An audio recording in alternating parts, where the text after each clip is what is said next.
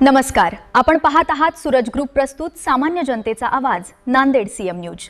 ज्येष्ठ नागरिकांच्या विविध मागण्यांसाठी दिनांक 10 जून रोजी मुंबई येथील आझाद मैदानावर उपोषण मोर्चा आयोजित करण्यात आला होता। परंतु पावसाळ्याचे दिवस व वयोवृद्धांच्या विविध अडचणी लक्षात घेऊन मुंबई येथील मोर्चा रद्द करण्यात आला आहे। त्याऐवजी नांदेड येथे दिनांक 10 जून रोजी नांदेड येथील कला मंदिर ते जिल्हाधिकारी कार्यालय प्रयत्न पदयात्रा काढण्यात येणार आहे।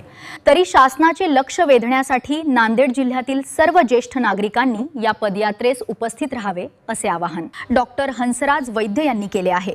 यानिमित्त सीएम न्यूज संपादक संजय कुमारजी गायकवाड यांनी घेतलेला हा सविस्तर वृत्तांत। नमस्कार, आपण पाहतात सूरज ग्रुप प्रस्तुत सामान्य जनतेचा आवाज नांदेड सीएम न्यूज।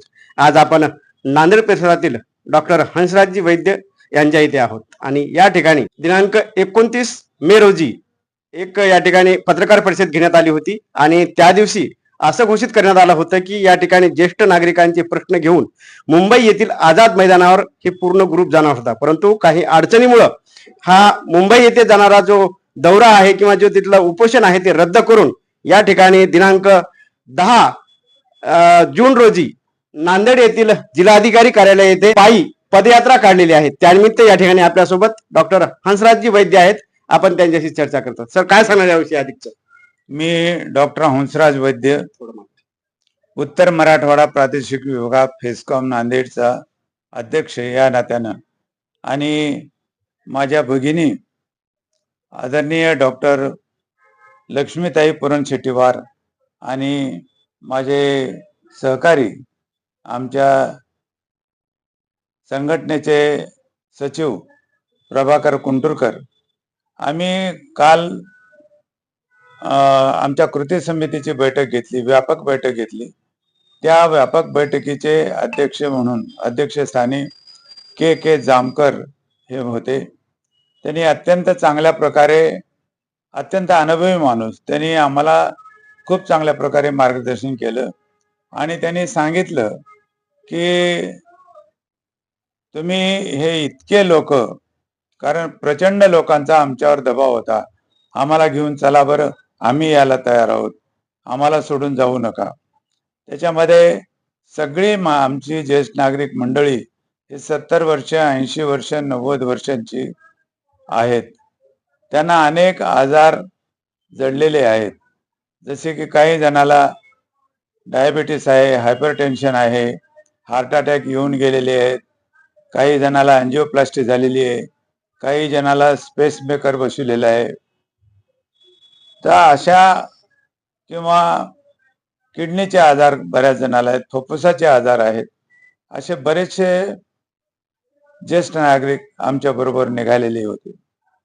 आम्ही अत्यंत प्रयत्न केला होता, आम्हाला रिझर्वेशन मिळालं नाही, आम्हाला विशेष बोगी मिळाली नाही। बसेसची व्यवस्था काही अंशी होऊ शकली असती, पण त्याचा खर्च खूपच मोठा खर्च आहे।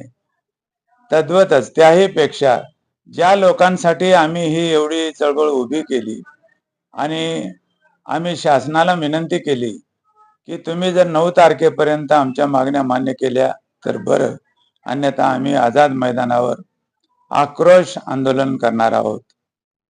पण शासनाचा अजून तरी काही आमच्याबद्दल संवेदनशीलता दिसत नाही आणि अजून त्यांचा काही निर्णय झालेला नाही।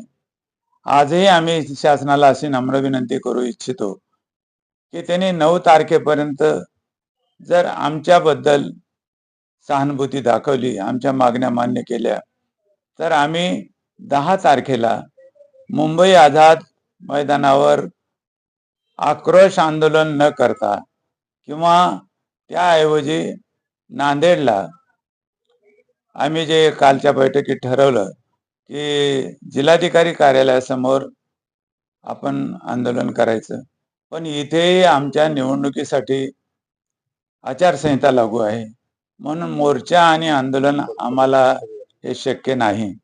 त्यासाठी आम्ही शासनाचं लक्ष वेधण्यासाठी आम्ही पायी पदयात्रा काढणार आहोत। त्या दिवशी आमचे जे 10-15 हजार ज्येष्ठ नागरिक जमणार आहेत या पदयात्रेसाठी, खेड्यापाड्यातून आणि शहरातून, झोपडपट्टीतून त्या सर्वांना नांदेडचे एक दानी व्यक्तिमत्व, सूरज ग्रुपचे अध्यक्ष आणि सुप्रीम गोल्डचे मालक रमेशजी पार्शेवार यांनी जे अन्नदान देण्याचं कबूल केलं त्याबद्दल समस्त ज्येष्ठ नागरिकांच्या वतीनं त्यांना धन्यवाद देतो, आशीर्वाद देतो आणि याच प्रकारचा आशीर्वाद शासनाने ज्येष्ठ नागरिकाला द्यावा आणि शासनाने सर्व ज्येष्ठ नागरिकाचे आशीर्वाद घ्यावेत एवढंच ह्या प्रसंगी सांगतो आणि थांबतो. जय हिंद, जय महाराष्ट्र, जय ज्येष्ठ नागरिक चळवळ. धन्यवाद. नक्कीच या ठिकाणी आझाद मैदानावर जी बैठक होणार होती काही कारणास्तव रद्द होऊन या ठिकाणी नांदेड येथे पायी जी पदयात्रा आहे ती दिनांक 10 जून रोजी होणार आहे.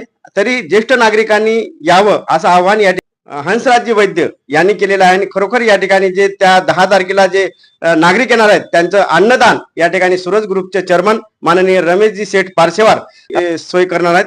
आताच या ठिकाणी सरांनी त्यांना आशीर्वाद देखील दिलेले आहेत. तसेच या ठिकाणी जे ज्येष्ठ नागरिक आहेत त्यांचे आशीर्वाद या ठिकाणी अन्नदान करून जे सूरज ग्रुपचे चेअरमन माननीय रमेशजी सेठ पार्शेवार घेतलेले आहेत. तसेच या ठिकाणी आशीर्वाद या सरकारने देखील घ्यावे. या ठिकाणी सीएम न्यूज साठी संजय कुमारजी गायकवाड. धन्यवाद.